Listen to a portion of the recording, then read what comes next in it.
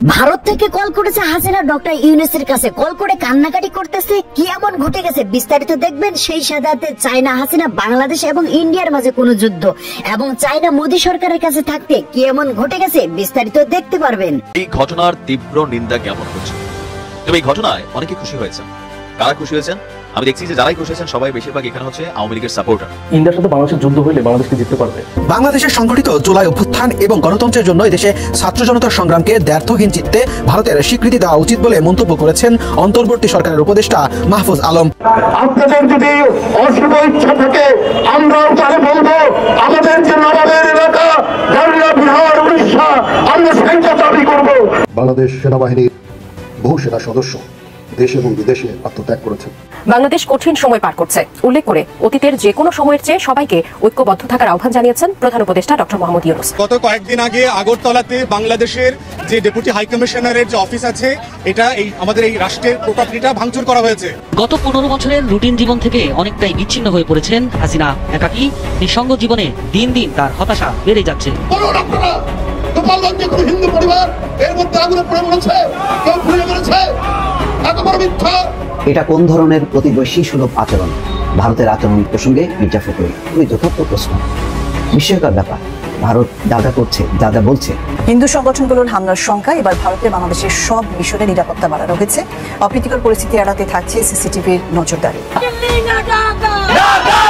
ভারতের মাটিতে বাংলাদেশকে অপমান করার ক্ষোভে ফুসছে স্বাধীন সার্বভৌম বাংলাদেশের মানুষ। রাজপথে নেমে বিক্ষোভ করছে জন্মভূমিকে রক্ষায় দেশপ্রেমিক মানুষ।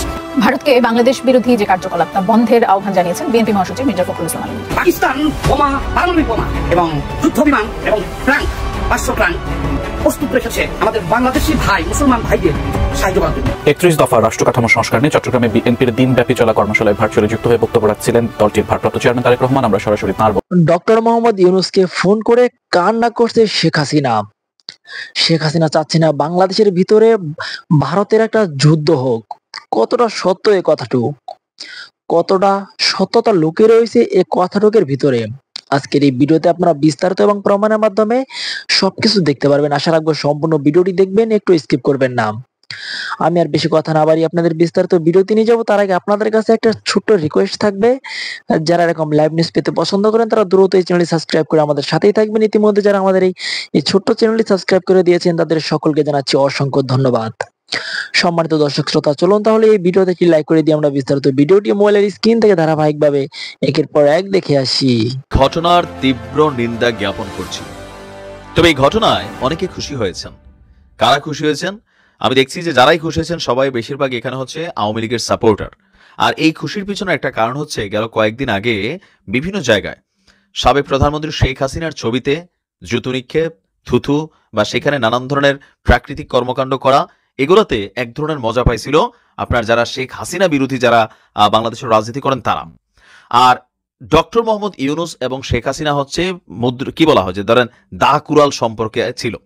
এখন ডক্টর মোহাম্মদ ইউনূসকে যদি নিয়ে কেউ কোনো অপমান করে, অসম্মান করে, এতে আবার আওয়ামী লীগের যারা ফ্যান ফলোয়ার তারা খুশি হয়, কিন্তু আমি জিনিসটাতে খুশি হতে পারলাম না।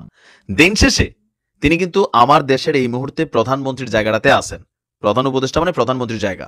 সো একজন বাংলাদেশি হিসাবে ক্ষমতায় আওয়ামী লীগ থাকুক, বিএনপি থাকুক, জামাত থাকুক, ডক্টর ইউনূস থাকুক বা কালাচোরাই থাকুক, আনটিল তিনি আমার রাষ্ট্রের প্রধান হিসাবে আমার দায়িত্ব হচ্ছে তাকে নিয়ে যদি দেশের বাহিরে যেখানেই কোনো ঘটনা ঘটে সেটা নিয়ে প্রতিবাদ করা। শেখ হাসিনার ছবিতে যেমন জুতু মারা, থুতু মারা অন্যায় ছিল, ডক্টর মোহাম্মদ ইউনূসের ছবিতেও আজকে জুতু এবং থুতু মারার জন্য যে ধরনের পোস্টারিং করা হয়েছে তাও ভারতবর্ষে, সেটার আমি নিন্দা জ্ঞাপন করি। কারণ এই অসম্মানের খেলা এটা কখনোই কারোর জন্য সম্মান বয়ে নিয়ে আসে না। আপনি অন্যকে সম্মান করতে হবে, আপনার অপছন্দ হতেই পারে। দর্শক, আমাদের বাংলাদেশ এবং ভারতের মধ্যে যখন উন্মাদনা চলছে, পশ্চিমবঙ্গ এবার সকল কিছুর মধ্যে রেকর্ড ভঙ্গ করেছে। পশ্চিমবঙ্গের শিলিগুড়ি, আপনারা অনেকেই এলাকাটা চিনেন, পর্যটন ভিত্তিক একটা এরিয়া। শিলিগুড়িতে আমাদের অন্তর্বর্তী সরকারের প্রধান ডক্টর মোহাম্মদ ইউনূসের কিছু পোস্টার লাগানো হয়েছে, ডক্টর মোহাম্মদ ইউনূস বিরোধী পোস্টার। তো সেই পোস্টারে লেখা রয়েছে, এই ছবিতে থুতু ফেলুন এবং আমার মুখে জুতা মারুন। চিন্তা করেন কত বড় বেয়াদবি কর্মকাণ্ড। স্থানীয় যুবক বলছে বাংলাদেশের সংখ্যালঘুদের উপর নির্যাতন চলছে। ইউনূস সরকারের উপর তারা ক্ষিপ্ত কেন? কারণ সরকার তাদের নিরাপত্তা দিতে ব্যর্থ হয়েছে। তোরা এসব দেখছস? ভয়েস অফ আমেরিকার রিপোর্ট দেখছো? তোমরা তোমাদের মন মতো মিডিয়ার প্রচারণা, ইউটিউব, সোশ্যাল মিডিয়া প্ল্যাটফর্মে যা আসতেছে দেখতেছো, খাইতেছো, আর এগুলা নিয়ে আমাদের মানে একটা অস্থির পরিবেশ তৈরি করছো। তারা বলছে যে এছাড়া বাংলাদেশে ভারতের পতাকা অবমাননা করা হয়েছে। এটা অবশ্যই হয়েছে, আমি সেটার নিন্দা জ্ঞাপন করেছি। বাংলাদেশের পতাকায় যখন কেউ হাত দিলে আমার কলিজায় লাগে, ভারতের পতাকা হাত দিলে তাদের দেশের 147 কোটি মানুষের কলিজায় লাগবে, যে যেই দলেরই রাজনীতি করুক এটাতে কেউ আপোষ করবে না। এটা অবশ্যই আমাদের দেশের যে সকল ছাত্ররা এই কাজটা করছে এদেরকেও শাস্তির আওতায় আনা উচিত, পাশাপাশি ভারত সরকারেরও শাস্তির আওতায় আনা উচিত যারা আমার দেশের পতাকাকে অপমান করছে, কারণ এই জিনিসগুলা একটা সহিংস পরিস্থিতি তৈরি করে ফেলেছে। এদের বক্তব্য হচ্ছে এই সকল কারণে বাংলাদেশের সংখ্যালঘুদের প্রতি সহমর্মিতা জানিয়ে ডক্টর মোহাম্মদ ইউনূসের এরকম আপনার পোস্টার তৈরি করে তারা এই কাজগুলা করছে। ভারতের আগরতলা থেকে শুরু করে আপনি দেখেন বিভিন্ন জায়গায় ভারতীয় সংবাদ মাধ্যমগুলোর ছড়ানো গুজবের জেরে তাদের দেশের মানুষ বাংলাদেশের হাই কমিশনে বেশ কয়েকটা জায়গায় অভিযান চালিয়েছে, সীমান্তে এসে কাহিনী শুরু করছে, যদিও ভারতের পররাষ্ট্র মন্ত্রণালয় বলছে যে আমরা দুঃখজনক, এটা উচিত না। তো এই অবস্থায় আপনার আমরা যদি দেখি শিলিগুড়ির বিভিন্ন জায়গায় বাংলাদেশ সরকারের বিরুদ্ধে নানান ধরনের প্রচার, প্রোপাগান্ডা এবং কি মানে ভুলভাল তথ্য দিয়া ডক্টর ইউনূস এই সরকার হিন্দু বিরোধী অনেকটা এরকমই বোঝানো হয়েছে। এবং আপনি দেখেন বিজেপির যে মন্ত্রী ছিল না, যে পার্লামেন্টারিয়ান শুভেন্দু, সে বলছিল ইউনূস মৌলবাদী বা উগ্রবাদী, উগ্রবাদী ইউনূস না মৌলবাদী ইউনূস এরকম শব্দটা ব্যবহার করছিল। ইভেন তাদের দাবি হচ্ছে এই মুহূর্তে সারা বাংলাদেশে হুজুরদের রাজত্ব চলতেছে, যারা কট্টর হিন্দু বিরোধী তাদের রাজত্ব চলতেছে। আর এইটার ইস্যুটাও আসছে আবার যে ইস্কন ইস্যুতে সারা বাংলাদেশ থেকে যে রাজনৈতিক দলগুলো বিভিন্ন জায়গায় জুমার দিন প্রটেস্ট হচ্ছে, এগুলোই কিন্তু তারা দেখছে। আর তাদের দেশের মিডিয়া তাদের মন মতো করে নিউজ করার কারণে রিয়েলিটিটা এখানে পিছনে চলে যাচ্ছে। বাট আমরা তীব্র নিন্দা জ্ঞাপন করছি। এই কাজটা ভারত সরকারের এটা নিয়ে পদক্ষেপ নেওয়া উচিত, যারা এই কর্মকাণ্ড করেছে তাদেরকে গ্রেফতার করা উচিত। আর দিন শেষে আবারও বলি, বাংলাদেশের রাজনৈতিক ইতিহাসে যেই সকল মানুষগুলা অন্য দলকে অপমান করেছে, অন্য কোনো নেতৃত্বকে অপমান করেছে, তারা দিন শেষে কিন্তু নিজেরাই অপমানিত হয়েছে, হয় নাই?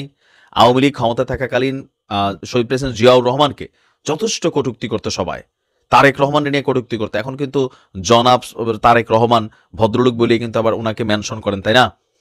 আজকে আওয়ামী লীগের সাথে যেটা ঘটছে সেখান থেকে বাকিরা শিক্ষা নেন। যে আজকে আপনি শেখ হাসিনার ছবিতে জুতু মারছেন, থুতু মারছেন, তো কালকে পরশু তরশু আবার দেখা গেছে আপনার দল, আপনার নেতার সাথে আবার দেশের রাজনৈতিক প্রেক্ষাপট পরিবর্তনের সাথে এইগুলা ঘটবে।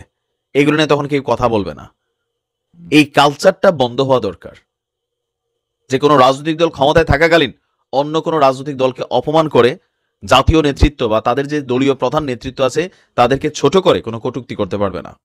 এটা একটা আইনি করা দরকার। ইন্ডিয়ার সাথে বাংলাদেশের যুদ্ধ হইলে বাংলাদেশকে জিততে পারবে, এই কথাটা সবাই বলতেছে। এবং ইন্ডিয়া খুব গর্ব করে বলতেছে সাধারণ জনগণ যে আমরা তো হিসু করলে ভেসে চলে যাবে বাংলাদেশ, অনেক কথাই বলতেছে। কিন্তু এটা কি সম্ভব? ইন্ডিয়ার সব থেকে বড় বর্ডার কিন্তু বাংলাদেশের সাথে, বড় সীমান্ত।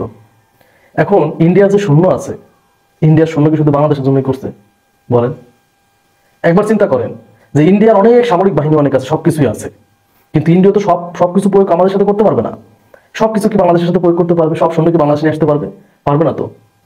ইন্ডিয়ার যে সৈন্য আছে ওদের 70% রাখছে হচ্ছে চায়না পাকিস্তানকে ঠান্ডা করার জন্য, মানে পাকিস্তানের সাথে মোকাবেলা করার জন্য, ঠান্ডা করার জন্য না, সরি, পাকিস্তানের সাথে মোকাবেলা করার জন্য 70% রাখছে।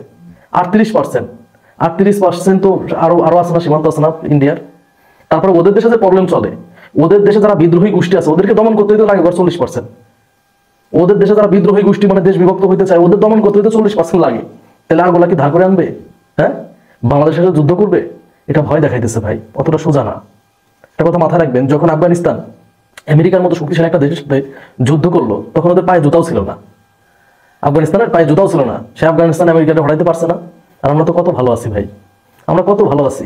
হ্যাঁ, এখানে যে ইউক্রেনের সাথে যখন যুদ্ধ হয়, ইউক্রেনের কি ছিল ভাই? একটা পারমাণবিক অস্ত্র ছিল না। ইউক্রেন রাশিয়ার মতো একটা শক্তিশালী রাষ্ট্রের সাথে টিকে রয়েছে না। আপনি আফগানিস্তানের কথা বাদ দেন, আপনি ইউক্রেনের উদাহরণ নেন, ঠিকই আছে না? বর্তমানে আমেরিকা হচ্ছে পরাশক্তি, আর আমেরিকার প্রধান শত্রুকে রাশিয়া না তো। রাশিয়ার ইউক্রেনের মতো একটা দেশটাতে থামায় রাখছে, চায়নারা তারা প্রতিদ্বন্দ্বী মনে করে। আর চায়নার শত্রু হচ্ছে ইন্ডিয়া। তা আমাদের উপর হামলা করলে চায়না কি তাকায় থাকবে?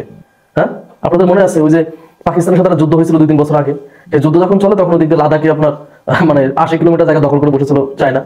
তো বাংলাদেশে যদি এরকম হামলা করার প্ল্যান করে যে হামলা করবে, এটা করবে, সেটা করবে, দেখা গেল ওই দিক দিয়ে ওরা অর্ধেক নিয়ে নিচ্ছে ইন্ডিয়ার, ঠেকাইতে পারবে না তো। অর্ধেক নিয়ে নিচ্ছে, কারণ চায়নার যে সৈন্য আছে এটা তো অন্যদিকে এতটা ইউজ করার প্রয়োজন নাই, ঠিক না? তো এই যে আপনার ইন্ডিয়ার যে সেনা সামরিক বাহিনী অনেক আছে, অস্ত্র আছে, হ্যান আছে, ত্যান আছে, কিন্তু সব অস্ত্র তো বাংলাদেশে প্রয়োগ করতে পারতেছে না। কিন্তু ইন্টারেস্টিং ব্যাপার হচ্ছে যে ইন্ডিয়ার সব থেকে বড় বর্ডার বাংলাদেশের সাথে, সেই ক্ষেত্রে এই বাংলাদেশের সাথে যুদ্ধ করতে হলে কিন্তু অধিকাংশ সৈন্য কিন্তু বাংলাদেশের এখানে নিয়ে আসতে হবে, যতই ছোট হোক বাংলাদেশ। বাংলাদেশের 4-5 দেশ সীমান্ত, সব থেকে বড় বর্ডার, সেই ক্ষেত্রে বাংলাদেশের সৈন্য সব নিয়ে আসতে হবে। সব সৈন্য যদি বাংলাদেশে নিয়ে আসে, ওই যে চায়না কি করবে, পাকিস্তান কি করবে, একবার চিন্তা করেন। সো ইন্ডিয়ার আমাদের সাথে যুদ্ধ করার মতো ক্ষমতা নাই, সে আমাদের সাথে যুদ্ধ করবে না, আমাদেরকে ভয় দেখাইতেছে, কারণ ইন্ডিয়া প্রচুর ভয় পাইতেছে। বর্তমান বাংলাদেশের পরিবেশ পরিস্থিতি চলতেছে, জনগণের ভিতর যে পরিমাণ ইন্ডিয়া বিরোধিতা চলে আসছে, ইন্ডিয়া মাথায় হাত ভাই, ইন্ডিয়ার ব্যবসা, ট্যুরিজম সেক্টর সব ধ্বংস হয়ে যাবে। ইন্ডিয়া আমাদের সাথে যুদ্ধ করবে না, সে পারা না পারা তো পরের হিসাব। ইন্ডিয়া কখনো আমাদের সাথে যুদ্ধ করবে না। বাংলাদেশ ভারত উত্তেজনা তুঙ্গে, এবং এই উত্তেজনা কোনো অবস্থাতেই কাঙ্ক্ষিত নয়, না বাংলাদেশের জন্য, আমি মনে করি না ভারতের জন্য। সমস্যাটা যেখানে দাঁড়িয়েছে, সম্পর্কের টানাপোড়েন বাংলাদেশের জন্মের পর থেকেই আছে। আবার এই কথাও সত্য যে বাংলাদেশের মুক্তি সংগ্রামে, মুক্তিযুদ্ধে বিশেষ করে ভারত সহায়তা দিয়েছে। তার আবার দুটো দিক আছে, একটা মানবিক দিক। বাংলাদেশ নিঃসন্দেহে তার জন্য কৃতজ্ঞ ভারতীয়দের কাছে, বিশেষ করে তৎকালীন ভারতীয় নেতৃত্বের কাছে। ভারতীয় সৈন্যদের রক্ত বাংলাদেশের স্বাধীনতা সংগ্রামে ঝরেছে, অর্থাৎ মুক্তিযুদ্ধে ঝরেছে। আবার এর একটা অন্য দিকও আছে, সেটা হচ্ছে স্ট্র্যাটেজিক দিক। ভারত বাংলাদেশে সহায়তা করেছে তার নিজের স্বার্থে, কারণ ভারত চেয়েছে পাকিস্তানটা দ্বিখণ্ডিত হলে তার জন্য সুবিধা হয়। কাজের দুটো দিকই আছে, কিন্তু একটা দিকের কারণে আরেকটা দিককে আমরা অস্বীকার করতে পারি না। আবার একই সঙ্গে এটাও ঠিক যে ভারত সেই সময় সহযোগিতা করেছে বলে চিরকাল তাদের আজ্ঞাবহ হয়ে বাংলাদেশকে থাকতে হবে, সেটাও কাঙ্ক্ষিত নয়। বাংলাদেশের স্বাধীন দেশ, সার্বভৌম দেশ, আমরা সমমর্যাদা নিয়ে বাঁচতে চাই, বন্ধুত্বপূর্ণ সম্পর্কের মধ্যে দিয়ে পাশাপাশি থাকতে চাই। আপনি সবাইকে অস্বীকার করতে পারেন, প্রতিবেশীকে অস্বীকার করা যায় না। ভারত অনেক দিক থেকে বড়, বাংলাদেশ ছোট, কিন্তু একেবারে শক্তিহীন নয়, এটাও মাথায় রাখতে হবে। সমস্যাটা যেখানে দাঁড়িয়েছে, যে সম্পর্ক ওঠানামার মধ্য দিয়ে গেছে বিভিন্ন সময়ে। আমি মনে করি 2007-এর পর থেকে, 7-8-এর পর থেকে 13 পর্যন্ত সম্পর্কটা উত্থানের একটা দিক ছিল, সব দিক থেকে, সব বিবেচনা থেকে। কিন্তু 14-এর পরে সম্পর্কটা, মানুষের সম্পর্কটা ক্রমাবনতি ঘটে। এর একটা বড় কারণ, বাংলাদেশের জনগণ মনে করে যে একটা অগণতান্ত্রিক শক্তিকে বাংলাদেশের ক্ষমতায় রাখতে ভারত সহযোগিতা করেছে। আওয়ামী লীগকে, একটা বিনা ভোটের সরকারকে ভারত বছরের পর বছর সমর্থন দিয়ে গেছে। এবং বাংলাদেশের দিক থেকে এটাকে স্বামী স্ত্রীর সম্পর্ক বলা হয়েছে, এটা বন্ধুত্বের রোল মডেল বলা হয়েছে। শেখ হাসিনা নিজেই বলেছিলেন, তৎকালীন প্রধানমন্ত্রী, যে ভারতকে আমি এত কিছু দিয়েছি, তারা চিরকাল মনে রাখবে, আমি তার বিনিময়ে কিছুই চাই না। আরো কাজকর্ম নিয়ে নানা রকমের প্রশ্ন বিভিন্ন মহল থেকে তোলা হয়েছে। বর্ডার কিলিং, পানির সমস্যার, পানির হিস্সা, কিংবা ট্রেডের ক্ষেত্রে যে গ্যাপ, এগুলো সমস্যার মধ্যে সবসময় থাকে, সব প্রতিবেশীদের মধ্যেই থাকে। এগুলো বাংলাদেশের ক্ষেত্রে একটু বেশি হয়েছে। এবং সবচেয়ে বড় সমস্যাটা হচ্ছে মানুষের অধিকারকে ভারত সমর্থন করে। ভারত বিশ্বের একটা অন্যতম বড় গণতান্ত্রিক দেশ হিসেবে নিজেদের দাবি করে, কিন্তু বাংলাদেশের গণতান্ত্রিক প্রক্রিয়াকে শক্তিশালী সহায়তা করবার জন্য তার কোনো ভূমিকা দেখা যায়নি। এখানেই মানুষের আসলে ক্ষোভটা। যা গেছে তা গেছে। আওয়ামী লীগ বাংলাদেশের গণঅভ্যুত্থানের মধ্য দিয়ে বিদায় নিয়েছে, শেখ হাসিনার পতন হয়েছে, তিনি পালিয়ে গেছেন, পালিয়ে গিয়ে শেষ পর্যন্ত ভারতে আশ্রয় নিয়েছেন। সেটাও বাংলাদেশের মানুষ খুব একটা ভালোভাবে নেয়নি, কিন্তু ভারত নিজেও একটা স্বাধীন সার্বভৌম দেশ, তার সিদ্ধান্ত তার। সমস্যাটা যেটা হয়েছে সেটা হচ্ছে যে এই যে পরিবর্তনটা হলো বাংলাদেশে 5ই অগস্ট বা 36শে জুলাই, ভারত সেটাকে অ্যাকসেপ্ট করতে পারছে না। ভারত একটা ম্যাচিউরড কান্ট্রি, বড় কান্ট্রি। আমরা মনে করি যে পলিটিক্যালি, ডিপ্লোম্যাটিক্যালি ভারত অনেক ম্যাচিউরড। বিশ্ব পরিসরে সে নেতৃত্বের জায়গায় যেতে চায়, কিন্তু তার আঞ্চলিক নেতৃত্বের জন্য যেটা দরকার, সেখানে ভারতের কিছু কিছু ঘাটতি দেখা যাচ্ছে এবং অনেকটা আবেগ নির্ভর মনে হচ্ছে। চুক্তির চাইতে আবেগটাই তাদের কাছে প্রধান হয়ে দাঁড়িয়েছে এবং তার একটা কুফল কিন্তু আমরা দেখতে পাচ্ছি। এই যে অ্যাকসেপ্ট করতে না পেরে ভারতের দিক থেকে, বা বিশেষ করে ভারতীয় মিডিয়া এবং ভারতীয় নেতৃত্বের একটা বড় অংশ, এটা কোনো বিশেষ দল বললে এখন আর বলা যাবে না, সবাই মিলেই যে আচরণটা করছে সেটা বিভক্তিটা বাড়াবে এবং আচরণের একটা প্রতিক্রিয়া, সেটা হয়তো কোনো কোনো ক্ষেত্রে কারো কারো কাছ থেকে শোভনও নয়, সেটাও বাংলাদেশের দিক থেকে হচ্ছে এবং সেটা বাংলাদেশের জনগণের বহিঃপ্রকাশ যেমন একটা আছে ক্ষোভের, অন্যদিকে আছে এখানে কিছু মানুষ আছে ভারতীয় এই প্রভোকেশনে বা তাদের এই ফাঁদে পা দেওয়ার জন্য তৈরি, বা তারাও এক ধরনের উগ্রতা উস্কানি ছড়াচ্ছে। এটা বাংলাদেশের জন্য বিপজ্জনক এবং ভারতের জন্য এটা কল্যাণকর নয়। সো আমি যেটা দেখি যে 5ই আগস্ট ছাত্র জনতার অভ্যুত্থানের মধ্য দিয়ে আওয়ামী সরকারের পতন এবং শেখ হাসিনার ভারতে পলায়নের পর বাংলাদেশ এবং ভারতের মধ্যে সম্পর্কে এক ধরনের টানাপোড়েন বললে ভুল বলা হবে। উত্তেজনা দিনে দিনে সময় যত গড়াচ্ছে পরিস্থিতি তত খারাপের দিকে যাচ্ছে এবং এই অবস্থায় পতাকা অবমাননা ঘটছে। বাংলাদেশের যে হাই কমিশনের সহকারী হাই কমিশন ত্রিপুরায়, সেখানে অন্যান্য জায়গায় সেগুলোতে আক্রমণের ঘটনা ঘটেছে। ভারতীয় কর্তৃপক্ষ দুঃখ প্রকাশ করেছেন, কিছু ব্যবস্থা নিয়েছেন, কিন্তু ঘটনাগুলো ঘটছে। বাংলাদেশের পতাকা ভারতে পুড়ছে, ভারতীয় পতাকা বাংলাদেশে পুড়ছে, পায়ের নিচে পতাকায় স্থান পাচ্ছে। বিষয়গুলো আসলে খুব একটা শালীনতার মধ্যে পড়ে সেটা বলা যাবে না। এবং এই সহিংস বিক্ষোভ যেটা দেখছি আমরা বিভিন্ন জায়গায় ভারতে এবং বাংলাদেশে, এটাকে বিচ্ছিন্নভাবে দেখবার কোনো অবকাশ আছে বলে মনে হয় না। কেননা বাংলাদেশের রাজনৈতিক পট পরিবর্তনের পর 5ই আগস্টের পর ভারতের রাজনৈতিক মহলের কেউ কেউ বাংলাদেশের সংখ্যালঘু নির্যাতন নিয়ে যে ধরনের উত্তেজক বক্তব্য দিচ্ছেন তা বস্তুনিষ্ঠ তো নয়, বরং বিভেদ উস্কে দেওয়ার জন্য যথেষ্ট। এবং এখানে যুক্ত হয়েছে সামাজিক যোগাযোগ মাধ্যম, এমনকি মেইন স্ট্রিম মিডিয়া যে মিস ইনফরমেশন ডিসইনফরমেশন ছড়াচ্ছে বাংলাদেশের দিক থেকে, সেগুলোকে বাংলাদেশে যারা ফ্যাক্ট চেকিং করেন তারা সেগুলোকে ডিবাঙ্ক করবার চেষ্টা করেছেন, সেগুলো প্রমাণ করে দেখিয়ে দেওয়ার চেষ্টা করেছেন, যেগুলো মিস ইনফরমেশন, ফেক নিউজ বা ডিসইনফরমেশন চাই বলি না কেন। মাঠের রাজনীতি ছাড়িয়ে ভারতের লোকসভাকেও এটি পৌঁছেছে এবং আপনারা জানেন যে ভারতের পররাষ্ট্রমন্ত্রী ডক্টর এস জয়শঙ্কর লোকসভায় বলেছেন যে বাংলাদেশের সংখ্যালঘু পরিস্থিতির উপর ভারত গভীরভাবে নজর রাখছে। ফলে এটা বললে অত্যুক্তি হবে না যে বাংলাদেশ বিরোধী কথাবার্তাকে ভারতের অভ্যন্তরীণ রাজনীতির গুটি হিসেবে ব্যবহার করা হচ্ছে। ভারতে এটা সাম্প্রদায়িক শক্তি বা ধর্মভিত্তিক রাজনৈতিক দল বা আরএসএস বলা যেতে পারে, তারা ক্ষমতায়, বিজেপি ক্ষমতায়। এবং বাংলাদেশে যদি একটা উগ্র ধর্মান্ধতার বহিঃপ্রকাশ ঘটে, বিজেপির জন্য এই রাজনীতিটা করতে সুবিধা হয়, সেটা আমরা সবাই কম বেশি বুঝি। কিন্তু সেটা বাংলাদেশের দিক থেকে, বাংলাদেশের একটা চেহারা আছে, মুসলিম জনসংখ্যা অধ্যুষিত বাংলাদেশ, কিন্তু তারপরও একটা তার লিবারেল চেহারা আছে, ডেমোক্রেটিক চেহারা আছে। আমরা সেই চেহারাটা কোনো রাজনৈতিক নেতৃত্ব কখনো কখনো খর্ব করবার চেষ্টা করেছেন, কিন্তু বাংলাদেশের সাধারণ মানুষ আমরা কখনোই সেটা চাই না। এবং উদ্বেগের যে জায়গা, যে ভারতের অনেক সংবাদ মাধ্যম এই বিষয়গুলো আমলে নিচ্ছে না। আমরা প্রফেসর মোহাম্মদ ইউনূস বলেছেন ভারতীয়দের বাংলাদেশে এসে দেখে যেতে যে আসলে কি হয়। সম্প্রতি ঢাকায় আমরা বে অফ বেঙ্গল কনভারসেশন করলাম সিজিএসের পক্ষ থেকে, সেখানে অনেক ভারতীয় এক্সপার্টরা এসেছিলেন, সাংবাদিকরা এসেছিলেন এবং তাদেরকেও আমরা বলেছি যে তারা দেখুক, এবং তারা অনেকের সঙ্গে কথা বলেছেন। পরিস্থিতি যতটা খারাপ বলে প্রচার করা হচ্ছে আসলে ততটা খারাপ নয়। ঘটনা কিছু ঘটেনি সে কথা বলা যাবে না, কিছু ঘটেছে, কেউ সুযোগ নিয়েছেন এবং কোনো ক্ষেত্রে বিষয়টা আসলে রাজনৈতিক, বিষয়টা ধর্মীয় নয়, সেটাও বিবেচনার বিষয়। কিন্তু ভারতীয় কিছু সংবাদপত্র, কিছু টেলিভিশন এমন ভাবে বাংলাদেশ বিরোধী একটা প্রোপাগান্ডা যুদ্ধে নেমেছে, সেটা খুবই বিপজ্জনক এবং খুবই কষ্টদায়ক আমি বলবো।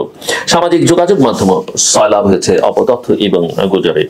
আমি মনে করি যে এ ধরনের উস্কানিমূলক কর্মকাণ্ডের প্রভাব বহুমুখী। যদিও ভারতীয় হাইকমিশনার বাংলাদেশে তিনি আমাদের কনভারসেশনে বলেছেন এবং এরপরে তাকে পররাষ্ট্র দপ্তরে যখন ডাকা হচ্ছিল সেখানে তিনি বলেছেন আমাদের সম্পর্কটা দুই দেশের বহুমুখী, কোনো একটা বিশেষ দিকে তাকিয়ে এই সম্পর্কটা নির্ধারণ করা যাবে এবং সম্পর্কের কোনো ক্ষেত্রে উন্নতি হচ্ছে সেটাও মাথায় রাখতে হবে। তো আমি মনে করি যে এই বহুমুখী সম্পর্ক, এই সম্পর্কটাকে কিভাবে এগিয়ে নিয়ে যাওয়া যায় তার জন্য এনগেজমেন্টটা বাড়ানো দরকার এবং এই দুই দেশের বহুমাত্রিক এবং বহুমুখী সম্পর্ক যেন এক স্থায়ী তিক্ততায় সৃষ্টি না হয় সেদিকে, এবং এক ধরনের সামাজিক অস্থিরতা যেন না তৈরি করে সেটাও আমাদের মাথায় রাখতে হবে। সো 5 আগস্টের পর ভারতের সঙ্গে সম্পর্কে টানাপোড়েনের কারণ হচ্ছে আমি যেটা শুরুতেই বলেছি যে বাংলাদেশের যে রাজনৈতিক পরিবর্তন সেটা ভারত মেনে নিতে পারছে না। ফলে দুই দেশের সম্পর্কে যে টানাপোড়েন তৈরি হয়েছে সেখান থেকে উত্তরণের জন্য 5 আগস্টের আগের বাংলাদেশ আর 5 আগস্টের পরের বাংলাদেশ যে এক নয়, শেখ হাসিনার বাংলাদেশ আর শেখ হাসিনার উত্তর বাংলাদেশ যে এক নয়, সেটা ভারতের নীতি নির্ধারকদের সবার আগে এই বাস্তবতাটা মানতে হবে, বুঝতে হবে। এবং ভারতেই যেখানে সংখ্যালঘুরা নানাভাবে নির্যাতনের শিকার হচ্ছে, তাদের অধিকার ক্ষুণ্ণ হচ্ছে, সেখানে বাংলাদেশের অভ্যন্তরীণ বাস্তবতা নিয়ে অতি উৎসাহী কথা বলাটা কূটনৈতিক শিষ্টাচার পরিবর্তন। বাংলাদেশের দিক থেকে কিন্তু ভারতে যে কোনো দেশের মানুষ যে কোনো দেশে মানবাধিকার লঙ্ঘন হলে কথা বলতে পারে, বাংলাদেশ হলে ভারতীয়রা সেটা বলতে পারে না, আমি বলবো না যে সেটা বলতে পারে না, বাংলাদেশিরাও বলতে পারে। কিন্তু সেটা রাষ্ট্রের সম্পর্কের ক্ষেত্রে, দুই দেশের সম্পর্ক বিনষ্টের ক্ষেত্রে কি ভূমিকা রাখছে সেটা একটা গুরুত্বপূর্ণ বিষয়। জনগণ কিভাবে নিচ্ছে সেটা আরেকটা বিষয়। এই বিষয়গুলো তাদের মাথায় আছে কিনা এবং কতটা বলতে পারে, কতটা বলছি আমরা, বাংলাদেশ কি সেভাবে বলছে, বাংলাদেশের সরকার কি কখনো এটা বলেছে? বাংলাদেশের মানবাধিকার সংগঠনগুলো কি সেই ভারতীয় ইস্যু নিয়ে কখনো সোচ্চার হয়েছে? আমি মনে করি সেরকম হয়নি। কাজেই পাল্টা দিক থেকে দেখলে যেটা হচ্ছে সেটা খুব একটা কাঙ্ক্ষিত নয়। সো আমি যেটা বলবো যে বাংলাদেশ ভারতের সম্পর্ক শুধু ঐতিহাসিক এবং অর্থনৈতিক দিক থেকে গুরুত্বপূর্ণ নয়, কৌশলগত দিক থেকে অত্যন্ত তাৎপর্যপূর্ণ এবং পরিবর্তিত যে বাস্তবতা এবং প্রয়োজনীয়তার আলোকে দুই দেশের মধ্যে যে সমস্যাটা তৈরি হয়েছে কূটনৈতিকভাবে তার সমাধান করতে হবে এবং পিপল টু পিপল এনগেজমেন্টটা বাড়াতে হবে। রাজনৈতিক নেতাদের উস্কানিমূলক বক্তব্য এবং সংবাদ পরিবেশনের গণমাধ্যমের অতিরঞ্জনকে সমস্যাকে আরো বাড়িয়ে তুলবে। সামাজিক যোগাযোগ মাধ্যমগুলোতে যা কিছু হচ্ছে সেই বিষয়ে আমাদের অনেক বেশি সতর্ক থাকতে হবে, দুদিক থেকেই থাকতে হবে। আমরা আমাদের প্রত্যেকটা ন্যায্য হিসেবে আদায় করতে চাই, আমরা একটা উইন উইন সিচুয়েশনের মধ্যে থাকতে চাই, কিন্তু স্থায়ী তিক্ততার মধ্যে যাওয়া দুদেশের কারোর জন্যই কল্যাণকর হবে না। বাংলাদেশ এবং ভারতের যে সম্পর্ক, এটি নিয়ে প্রায় প্রতিদিনই তুল কালাম কাণ্ড ঘটে যাচ্ছে। দেশের বাইরে যেমন অনেক ঘটনা ঘটছে, আমরা পুরোটা জানতে পারছি না, আবার দেশের ভেতরেও যা কিছু ঘটছে তাও আমরা অনেক কিছু জানতে পারছি না। ডক্টর মোহাম্মদ ইউনূসের নেতৃত্বাধীন যে অন্তর্বর্তীকালীন সরকার, এই সরকারের সময় আমাদের যে স্বপ্নের বাক স্বাধীনতা, এরপর গণমাধ্যমের স্বাধীনতা ইত্যাদি যে বিষয়গুলো ছিল, তা এই সময়টিতে এসে মব জাস্টিসের কারণে পুরোটাই একেবারে মুখ থুবড়ে পড়ে গিয়েছে। ফলে শেখ হাসিনার জামানাতে তাকে আমরা যতই ফ্যাসিবাদ বলি, স্বৈরাচার বলি, যা কিছু বলি না কেন, ওই সময়টিতে আমাদের মূলধারার গণমাধ্যমগুলোতে যেভাবে কথাবার্তা বলা হতো, যেভাবে লেখা হতো, যেভাবে প্রচার এবং প্রোপাগান্ডা চালানো হতো, এবং আমরা যারা সামাজিক মাধ্যমে কথাবার্তা বলতাম, আমাদের যে social security and safety net, নিরাপত্তার যেটা জাল, এটা আমাদের ছিল। যেমন ধরুন, আমার কথাই বলি, এখন থানা বলেন, পুলিশ বলেন, প্রশাসন বলেন, যে কোনো জায়গায় একটা টেলিফোন করলে আওয়ামী লীগ জামানাতে সেখানে তারা রেসপন্ড করতেন। এর বাইরে ব্যক্তিগত সম্পর্কের কারণে অনেক মন্ত্রী ছিলেন, এমপি ছিলেন, এমনকি আমি শুধু নয়, বিএনপির অনেক লোকের সঙ্গে আওয়ামী লীগের অনেক মন্ত্রী এমপির যে ব্যক্তিগত সম্পর্ক, এই ব্যক্তিগত সম্পর্কের কারণে আমরা অনেকে হয়তো আদালতে গিয়েছি, মামলা মোকদ্দমায় পড়েছি, কিন্তু একান্তে নিরাপত্তাহীনতায় আমরা কখনো ভুগিনি। কোর্টে গিয়ে লাথি খেতে হবে, উকিল দাঁড়াবে না, বিচারক বিব্রত হবেন, তারপর আদালতে গিয়ে সেই যাকে বলা হয় উকিলবিহীন অবস্থায় অমানবিক একটা পরিবেশ পরিস্থিতিতে পড়ে যখন জেলখানাতে যাওয়ার পর সেখানে আবার মারধর, লাথিগুতো, পিটনি থেকে শুরু করে আরো অনেক কিছু যে ঘটবে, এটা রাজনৈতিক সরকারের আমলে সাধারণত কেউ কল্পনা করতে পারে না। এর কারণ হলো সবারই মোরাললেস একে অপরের সঙ্গে একটা নিরাপত্তা বলয় থাকে, সম্পর্ক থাকে। সেই সম্পর্কটি এখন শূন্যে, কোনো কাজে আসছে না। দ্বিতীয়ত হলো যে সমাজে যারা মাতব্বরি দেখাতেন, তারপর মাস্তানি করতেন, তাদের একটা চেইন অফ কমান্ড ছিল। যেমন ছাত্রলীগের একটা ছেলে দুষ্টামি করেছে, আপনি যদি ছাত্রলীগের সভাপতির সাথে সম্পর্ক থাকে, ভালো তাকে বললেন, তার সাথে সম্পর্ক নিয়ে আওয়ামী লীগের একজন নেতাকে বললেন, তো এভাবে একটা জিনিস করা যায়। কিন্তু এখন এমন একটা অবস্থা হলো যে এই মুহূর্তে যারা ক্ষমতা এক্সারসাইজ করছেন, তারা এবং তাদের সহযোগী যারা আছে, তাদেরকে ম্যানেজ করা, তাদেরকে বলা, তাদের প্রতি ইনফ্লুয়েন্স করা, এটি বলতে গেলে একেবারে কোনো নেটওয়ার্কের মধ্যেই পড়ছে না। ফলে যারা একবার বিপদে পড়েছেন এই সময়টাতে, প্রায় সকলেই এক বাক্যে বলছেন আগে আমরা ভালো ছিলাম। তো যা বলছিলাম, এই যে বাংলাদেশের ভিতরে এবং বাইরে এমন অনেক ঘটনা ঘটছে যেগুলো আমরা বলছি না, বলতে পারছি না, কিন্তু ঘটনা কিন্তু ঘটে যাচ্ছে। তো যেগুলো এই মুহূর্তে দৃশ্যমান, সেটা হলো ভারত এবং বাংলাদেশের মধ্যে রীতিমতো যুদ্ধাবস্থা। এটি এই মুহূর্তে প্রচারে একেবারে মহাযুদ্ধের মতো অবস্থা, প্রোপাগান্ডায় আরও খারাপ অবস্থা। আমরা বাংলাদেশে বসে খুব গালাগালি করছি ভারতকে, আবার ভারতের দশমুখ। আমাদের যেহেতু ছোট দেশ, আমাদের সবকিছু একটা সীমিত যাকে বলা হয় শক্তি এবং সামর্থ্য রয়েছে, কিন্তু ভারতে রয়েছে বলতে গেলে সীমাহীন তাদের কানেক্টিভিটি, দেশে দেশের বাইরে। তাদের মিডিয়া আমাদের সাথে অনেক শক্তিশালী, এবং তাদের যে সকল সাংবাদিক রয়েছেন আমাদের সাথে অনেক অনেক বেশি যোগ্যতা সম্পন্ন। তারা কারো পক্ষে গেলে ওভাবে যান, কারো বিপক্ষে গেলে ঠিক ওইভাবে যেতে পারেন, যেটা আমরা পারি না।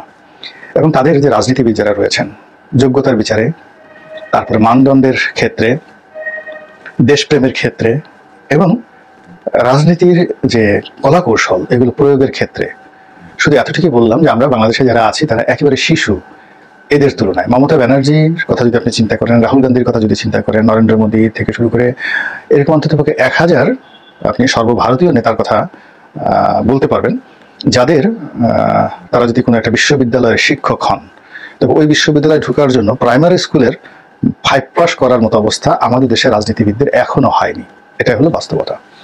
যদি কেউ চ্যালেঞ্জ জানাতে চান তারা একটু শশী থারুরের সঙ্গে বসতে পারেন, অমিত শাহের সঙ্গে বসতে পারেন, মমতা ব্যানার্জির পাশে বসতে পারেন, কোনো আলাপ আলোচনা করতে হবে না, শুধু একটা ছবি তুললে আপনি বুঝতে পারবেন যে এই দুজনের যে বডি ল্যাঙ্গুয়েজ কার অবস্থান কি। তো কাজেই এই যে বাংলাদেশ এবং ভারতের মধ্যে যে বাকযুদ্ধ শুরু হয়েছে, এই যুদ্ধের প্রেক্ষিতে ভারত যা কিছু করছে সঙ্গে সঙ্গে সেটা আন্তর্জাতিক মিডিয়াতে বাংলাদেশের বিরুদ্ধে চলে যাচ্ছে। আর সেটাকে সামাল দেওয়ার জন্য আমরা নিজেদের এই ঘরের মধ্যে থেকে কুয়োর ব্যাঙ যেভাবে লাফায়, ঠিক ওইভাবেই যা কিছু করার ততটুকু আমরা করতে পারছি। তো এই যে বাংলাদেশের সংখ্যালঘু নির্যাতন হচ্ছে, বাড়িঘর জ্বালিয়ে দেওয়া হচ্ছে, চিন্ময় প্রভুকে গ্রেপ্তার করা হয়েছে, এগুলোর আইনগত ভিত্তি কতটুকু আছে না আছে আমরা বাংলাদেশের মানুষ জানি। এদেশের সংখ্যালঘুরা আসলে কিভাবে আছে আমরা তো জানি, সংখ্যালঘুরা সবচেয়ে ভালো জানেন। কিন্তু তারপরেও ভারত এটা মার্কেটিং করছে, এই জন্য করছে যে এখন বাংলাদেশের উপর তারা কাঁঠাল ভাঙবে। তাদের অনেক ব্যর্থতা আছে পররাষ্ট্রনীতিতে। তারা আওয়ামী লীগের সঙ্গে যেভাবে সম্পর্ক স্থাপন করেছিল, শেখ হাসিনাকে তারা যেভাবে একেবারে হিমালয়ের পর্বতের চূড়ায় উঠিয়েছিল এবং বাংলাদেশের জনগণকে যেভাবে ইগনোর করেছিল, আমরা বাইরে থেকে বারবার বলেছিলাম ভারতকে, ইনপার্সন ভারতের যারা কূটনীতিবিদ আসতেন তাদের সঙ্গে দেখা হয়েছে, কথা হয়েছে। তারপর এই টকশোর মাধ্যমে, সভা সমিতি, সেমিনার, লেখনীর মাধ্যমে ভারতের দৃষ্টি আকর্ষণ করার চেষ্টা করেছে যে আপনারা নেশন টু নেশন এবং জনগণের সঙ্গে সম্পর্ক করেন, একসময় আপনারা খুব বিপদে পড়বেন। কিন্তু তারা সেই বড় দাদাদের মতো সবসময় একটা গোধরে ছিল এবং তারই প্রেক্ষিতে যখন শেখ হাসিনা বাংলাদেশ থেকে ভারতে আশ্রয় নিলেন, এখন তারা মানে তাদের ইজ্জতে ভীষণ রকম ঘা লেগেছে। এখন বাংলাদেশকে কী করে অপদস্থ করা যায়? শেখ হাসিনাকে, আওয়ামী লীগকে রক্ষা করার জন্য, নিজেদের ইজ্জত এবং আব্রুকে রক্ষা করার জন্য, নিজেদের ইগোকে তারা যাকে বলা হয় প্রতিষ্ঠিত করার জন্য বা ইগোটি বাংলাদেশের উপর প্রয়োগ করার জন্য, দাদাগিরি, ফিউডালিটি, এই জিনিসগুলো প্রয়োগ করার জন্য তারা কি করছেন? মিথ্যার যে ব্যাসাতি, তারপরে প্রচার এবং প্রোপাগান্ডার যে ব্যাসাতি এবং যা কিছু করা দরকার দম্ভ, সব মিলিয়ে এমনভাবে করছেন সত্যিকার অর্থে আমরা এগুলো পেরে উঠছি না। বাট ওদের কথাবার্তা শুনলে মেজাজ ঠিক রাখা যায় না। যেমন বড় বড় সামরিক জেনারেল, ভারতের সামরিক জেনারেল, পলিটিক্যাল বিশ্লেষক, এবং এখানে আমাদের বাংলাদেশে যেমন মতিউর রহমান মাহফুজা নামের মতো সাংবাদিক, তাদের চেয়েও অনেক অনেক বড় মানের সাংবাদিক, তারা তাদের ইউটিউব পেজে, পত্রিকার ইউটিউব পেজে, নিজেদের ইউটিউব পেজে, ফেসবুক পেজে তারা অনবরত বাংলাদেশের বিরুদ্ধে যে বিষোদ্গার করছেন এবং যেভাবে বলছেন যে বাংলাদেশ হলো এরকম একটা দেশ, ভারত যদি একটা টিপ মারে সেই একটা টিপ সহ্য করার ক্ষমতা বাংলাদেশ নেই। 2 নম্বর হলো যে বাংলাদেশের সবকিছু যা কিছু আছে তা ভারত মাত্র 10 মিনিটের মতো মানে বোমা মেরে গুড়িয়ে চুরমার করে দিতে পারে। এরকম বিভিন্ন রকম কথাবার্তা যা বলছে তা আসলে আমাদেরকে উত্তেজিত করছে, আমাদের তরুণ সমাজকে ভীষণ রকমভাবে উত্তেজিত করছে। এবং এই সময়ের মধ্যে ভারতে আমাদের পক্ষে কথা বলার মতো একমাত্র কবির সুমন ছাড়া আর কেউ নেই, ওই যে বিখ্যাত সঙ্গীতজ্ঞ কবির সুমন। তো আমরা অনেকদিন যাবতই জানি যে মমতা ব্যানার্জি পশ্চিমবঙ্গের মুখ্যমন্ত্রী, তিনি বাংলাদেশের ভালো বন্ধু। শেখ হাসিনার ভালো বন্ধু হওয়া সত্ত্বেও তিনি ছাত্র আন্দোলনের সময় জুলাই মাসের দিকে তিনি এই আন্দোলনকারীদের পক্ষে কথা বলেছেন এবং এই কথা বলেছেন যে আন্দোলনকারীরা যদি ভারতে আসতে চায়, পশ্চিমবঙ্গে যেতে চায়, তাহলে তিনি তাদেরকে আশ্রয় দেবেন। এই ধরনের বন্ধুত্বপূর্ণ একটা মনোভাব তার ছিল। কিন্তু তিনিও সম্প্রতি সর্বভারতীয় রাজনীতির যে মেরুকরণ, সেই মেরুকরণের মধ্যে পড়ে বাংলাদেশের বিরুদ্ধে হঠাৎ করে এমন একটা কথা বললেন যে বাংলাদেশে শান্তিরক্ষী বাহিনী, জাতিসংঘের শান্তিরক্ষী বাহিনী মোতায়েন করা উচিত। এবং এটা যেন তেন লোক নয়, সর্বভারতীয় রাজনীতিতে, কেন্দ্রের রাজনীতি যারা নিয়ন্ত্রণ করেন 2-3 জন বাদে সর্বভারতীয় রাজনীতিতে মমতা ব্যানার্জির একটা সুনাম আছে, সুখ্যাতি আছে এবং তিনি যথেষ্ট ক্ষমতাধর এবং তার বক্তব্য দেশে বিদেশে ভীষণভাবে আলোচিত হয়।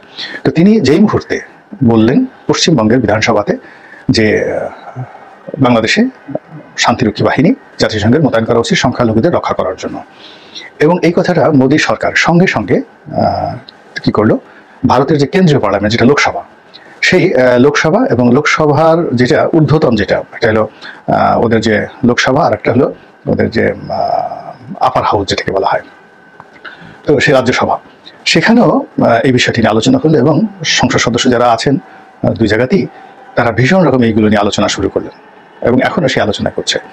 এবং এটা নিয়ে আমাদের বাংলাদেশের আমরা প্রতিক্রিয়া দেখাচ্ছি।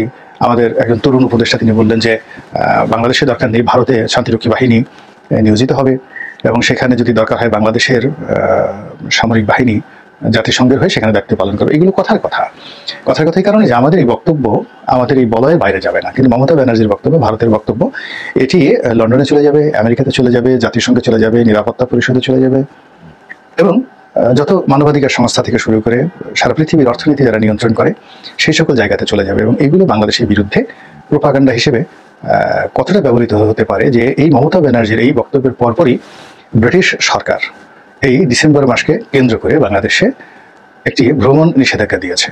এই নিষেধাজ্ঞা সে মনে করছে, অর্থাৎ ব্রিটিশ সরকার মনে করছে যে বাংলাদেশে যে কোনো সময় বড় একটি দুর্ঘটনা ঘটতে পারে এই ডিসেম্বর মাসে। কাজেই তাদের যারা নাগরিক, ব্রিটিশ নাগরিক, তারা যেন খুব সতর্কভাবে চলাচল করে এবং এই সময়টাতে খুব প্রয়োজন না হলে বাংলাদেশে যেন না আসা হয়, এই ব্যাপারে তারা নিরুৎসাহিত করেছে তাদের দেশের নাগরিককে।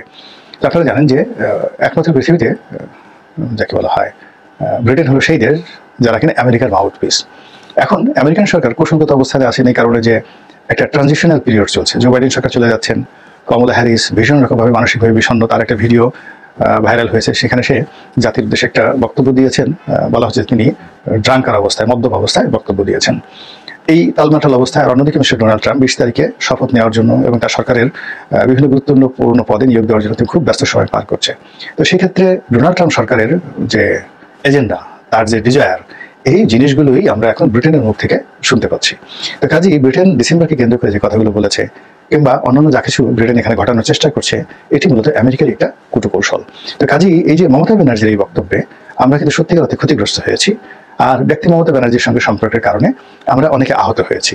এখন যারা রাষ্ট্র পরিচালনা আছেন, বিশেষ করে পররাষ্ট্র মন্ত্রণালয়ে যারা আছেন, তারা এই বিষয়টি কিভাবে মোকাবেলা করবেন আমি বুঝতে পারছি না। এর কারণ হলো এই ঘটনার পর যারা বক্তব্য দিচ্ছেন, পররাষ্ট্র উপদেষ্টা দিচ্ছেন, আমার কাছে মনে হচ্ছে তার বক্তব্যে কোনো আকর্ষণ নেই, বরং তাকে দেখলে মনে হয় অসহায়। তিনি প্রচন্ড রকম অসহায়, মুখ শুকিয়ে গেছেন, তার ওজন কমে গেছে এবং তাকে মনে হয় পিছনে কেউ হয়তো বন্দুক ধরে রেখেছে এবং তিনি যে কথাবার্তা বলছেন সেটা স্বতঃস্ফূর্তভাবে নয়, তার হুমকি ধামকি ভাবে আসছে না। আবার আরেকজন লোক দেখলাম, ব্রিগেডিয়ার সাখাওয়াত সাহেব, তো তিনি সানগ্লাস পরে অনেকটা মিলিটারি স্টাইলে তিনি চলাফেরা করছেন। পিছনে এক গাদা নৌবাহিনীর সদস্য, বিভিন্ন আইন শৃঙ্খলা রক্ষাকারী বাহিনীর সদস্যদেরকে দাঁড় করিয়ে অ্যাজ ইট ইজ তিনি যে কথাগুলো বলছেন সেগুলো মানানসই নয়। এগুলো মনে হচ্ছে মশারির মধ্যে মশারি টানানোর মতো ঘটনা। তিনি যে কথাবার্তাগুলো বলছেন তার কথাগুলো ব্যক্তিগত, সরকারের নয়। আবার তিনি ব্যক্তিগত যে কথাগুলো বলছেন সেগুলো পয়েন্টিভ নয়, যা কিনা দেশের জন্য খুব কল্যাণকর হবে। এর বাইরে প্রধান উপদেষ্টার কার্যালয় থেকে তার যে সচিব, প্রেস সচিব, তিনি যে বক্তব্য দিচ্ছেন সেটিও অনেকটা বালক সুলভ, একেবারে বালক সুলভ। কোনো অবস্থাতেই এর মধ্যে কোনো পলিটিক্যাল ম্যাচুরিটি নেই। তিনি ভারতের একটি পত্রিকার সাথে সাক্ষাৎকার দিয়েছেন, বাংলাদেশের টেলিভিশনগুলোতে যাচ্ছেন, কিন্তু একটা সরকারকে রিপ্রেজেন্ট করার জন্য যে ধরনের ব্যাকবোন থাকা দরকার, যে ধরনের ধীশক্তি থাকা দরকার, যে ধরনের গ্রহণযোগ্যতা থাকা দরকার, সেটা বা পরিচিতি থাকা দরকার, সেটা তার নেই। এখানে যদি আসিফ নজরুল সাহেব কথা বলতেন তাহলে হয়তো অনেকে, ইভেন ব্রিগেডিয়ার সাখাওয়াত সাহেব যদি কথা বলতেন, হয়তো অনেকেই তাদের কথা শোনার জন্য কান খাড়া করতো, তারপরে মন্তব্য করতো। কিন্তু এমন সব লোকজন সামনে এসে কথা বলছেন যাদের কথা শোনার জন্য কারোর মধ্যে কোনো আগ্রহ নাই। ফলে কি হচ্ছে, একচেটিয়াভাবে ভারত এবং ভারতের যারা রাজনীতিবিদ তারা যে ব্যাটিং করে যাচ্ছে বাংলাদেশের বিরুদ্ধে, এই ব্যাটিং আমরা কতক্ষণ টিকে থাকতে পারবো? প্রিয় দেশবাসী, শুরু থেকে শেষ পর্যন্ত যারা এই ভিডিওটি দেখেছেন সকলকে জানাই অসংখ্য ধন্যবাদ। যারা এরকম নিউজ ভিডিওতে পেতে পছন্দ করেন তারা অবশ্যই এই চ্যানেলটি সাবস্ক্রাইব করে পাশে থাকা বেল আইকনটি বাজিয়ে দিবেন। যারা এখন এই ভিডিওটি শেয়ার করেননি, এই ভিডিওটি দ্রুত শেয়ার করে সকলকে দেখার সুযোগ করে দিন। আজকের মতন এই পর্যন্ত, দেখা হচ্ছে পরবর্তী কোনো ভিডিও নিয়ে ইনশাল্লাহ।